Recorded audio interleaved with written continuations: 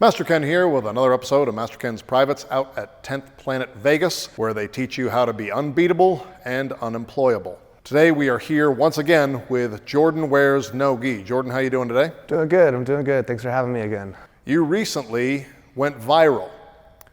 Not medically, but he went viral in a situation where he was involved in a real-life altercation. Why don't you tell us a little bit about that? So yeah, I was the last thing that I was expecting to have to do. I was just walking my dogs at a local park. I heard a girl scream. I looked up, probably like 200 feet away.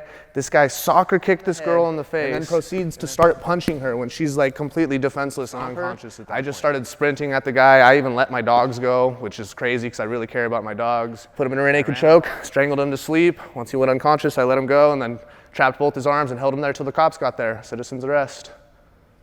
Mm-hmm. Yes, sir. It was a long story. Sorry. No, it's fine. Have you gotten any repercussions from PETA for letting your dogs go unsupervised? Not from PETA, no. It's a good question. Okay. So what is the technique that you're going to teach us from that experience today? You could call it like a wrist drag. It doesn't really have a technique name. I've never learned this technique per se. I just did this in the heat of the moment because I felt a threat by his right hand, and so I cross-dragged his right hand down, and that presented his neck. My instincts kicked in. I jumped on his back. But it's actually a pretty good self-defense technique, a good technique to keep people safe. So. Good. Okay. So he's going to give you somehow in the next video an even longer explanation. And then I'm going to teach him how to sum things up.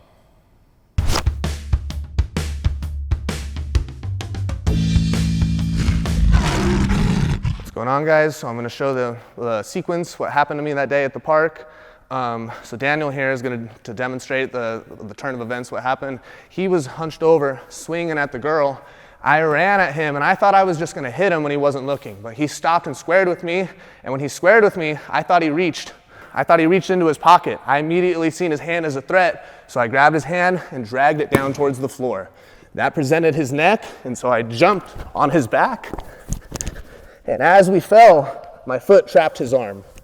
My rear naked choke was already in when we hit the ground. I strangled him unconscious. Then once he went unconscious, I trapped his arm.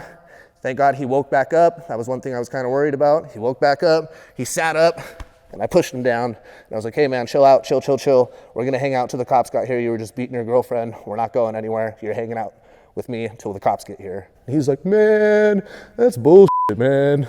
It's the first thing he said, so that's what happened. All right, my number one problem with Street Justice Jordan's technique is that he did not take advantage of all of the weapons available to him in this situation.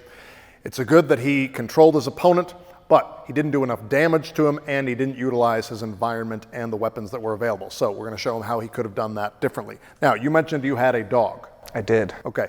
What is the dog's name? I had two dogs, actually. I have Karma and Rousey. Which one do you like better? Dude, don't do that to me, man. Say it on the internet. Which dog do you like better? If you were in a life or death situation and you had to pick a dog, you're on the Titanic. You and two dogs are on the Titanic, and you have to put one in the lifeboat, and you have to sink to the bottom of the ocean with the other one. Which one do you put on the lifeboat? I'm going to have to go with Rousey because she's been with me longer. Rousey. Rousey. Named after Ronda Rousey? Yes. A little weird. Okay, so you're going to play Rousey the dog, okay? I'm going to give you a leash here. How's that? Okay. Is that good? Unexpected, but okay. All right, so go ahead and get down on all fours like a dog. He wanted to be in a video. Oh, so man. You don't get to say how. Take the dog position. Yep.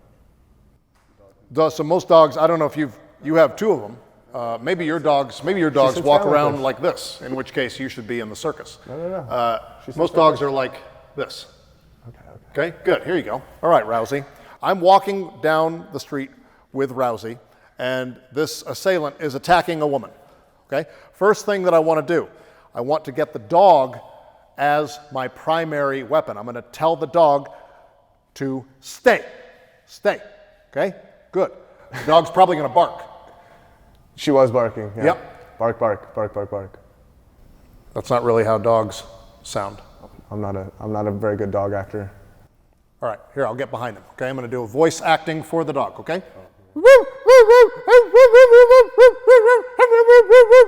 Okay, that's what dogs sound like. I don't really believe that you have two of them, okay? Going across here, using the leash, okay? Wrapping around here, pulling the attacker's feet close together to affect his mobility. That's going to stop him from being able to throw good punches. If your feet are tied together, you cannot throw good punches. I don't want the dog to run away, so I'm going to actually attach the dog to one leg, okay? Next thing I'm going to do, I need to jump on my opponent's back. What I want to do is hop up on the back here, okay? And I want to tire him out. So I don't want to go to a choke. I don't even want him to lose his balance. I actually want to kind of move around with him. So I'm going to kind of, okay? Moving him around, go ahead.